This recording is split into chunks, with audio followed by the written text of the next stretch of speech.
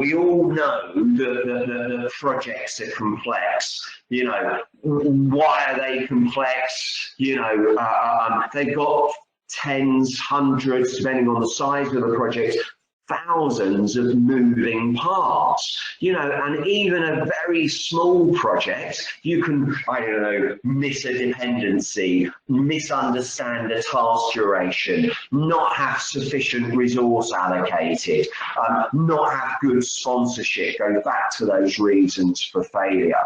Now, for me, this is a bit of a dichotomy because, you know, on the one hand, as we've just pointed out, you've got failure going on in projects. On the other hand, you've got that, as I quote there, the 94%, and these aren't my quotes again, apologies I haven't put the references on there. Anybody that wants to know them, give me a shout afterwards and I'll get the proper references added.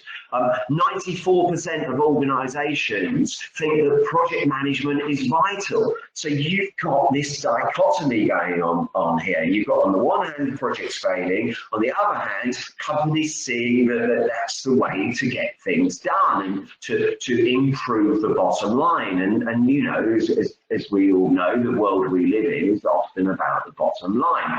Now, actually, as well as those tens, thousands, hundreds of thousands of moving parts in there, I think the other point about here is that projects are made up of people. And, you know, unfortunately, because of the nature of people, you know, whether that means personal views, whether that means the politics, whether that means how you conduct yourself, that comes into this whole nature of project delivery. Now, you start thinking about that from okay, so if there are a human dimension to projects, well, how do we make AI apply to the human dimension? Now, I'm going to come back to that as we go through this presentation. And when I started these conversations a couple of years ago, a lot of people just looked at me strangely and thought, you know, it's just impossible to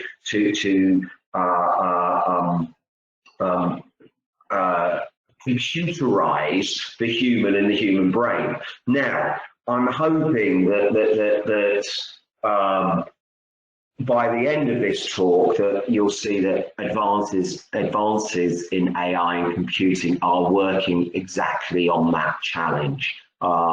There is some way to go, but they are certainly moving that way. Now, I appreciate that although people listening no doubt have heard the phrase AI and artificial intelligence, or if they're like me, every other story is in and around AI on their news feed, on their LinkedIn feed, or you know, their BBC Online or whatever it is. But I think there's a lot of people that don't necessarily understand the definition of AI. So again, there's just a reference definition there. And, you know, it's about the simulation of human intelligence by computers or by machines. Now, that sounds so broad to me. I like the sub definition there. And, you know, particularly those words in bold about learning, you know, acquiring and defining the rules for using information, reasoning. Now that starts getting really interesting to me. You know, we're trying to define a set of rules to work out a set of conclusions. And then possibly the hardest thing of all, the self-correction, the self-learning. So we're going to talk about a little bit about machine learning in that space as well. So hopefully that's just giving you a very quick definition of what AI is about.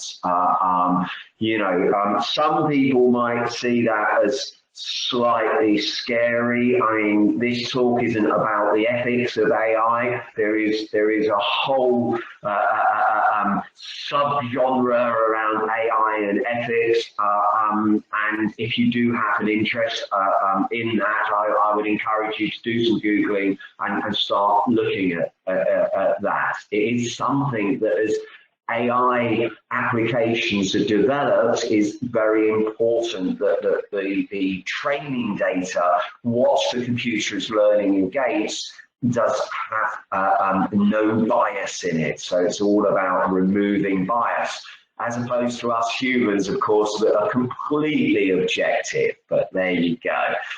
Now the other point here is just picking up on that point about AI. There's some Gartner quotes there. The point is this is a bit of a modern day gold rush. Your organizations will have AI projects going. They tend to, up until this moment, be in the domains where you find larger data sets, so things like financial services or billing, customer care systems in utilities, telcos, etc. However, they are starting to make inroads into every industrial sector, and you can see there's some stats there that it's starting to apply in all sectors. In terms of project management, it really is still early days, but it's definitely coming, and I'm going to demonstrate to you guys where it's coming. So, okay, so I'm just going to do a couple of slides around the products that are starting to appear on the marketplace and how we've classified those products. You know, I said it's coming, and I think it's coming because people are starting to believe in the vision of the benefits that AI may unlock, and you know, this is just a particular interpretation of the kind of benefits that AI might unlock. So starting in the top right there, you know, you might start to see insight in your historical project data. So I'm going to talk about that a little bit more in a second, but you know, which projects typically succeed or which projects typically fail, or you know, which project manager always delivers to time and budget but uses up too much resource, for example. So you can start getting a handle on your historical project data, which in turn means that you can start identifying which projects are at risk. And of course, if you've got projects at risk, as an organization responsible for project delivery, it means that those projects at higher risk, that you can start having some grown-up objective conversations as to what to do about those. And perhaps even better, if you understand those earlier in the life cycle, you can start addressing and debating about those earlier in the life cycle. Which means that you can obviously start thinking about your allocation of your resources and perhaps even stopping projects before you burn multi-million pounds, or at least certainly applying your greatest PMs, you know, with the greatest track record, or those limited resources around assurance, so that you're focusing your effort on the projects that are highest risk.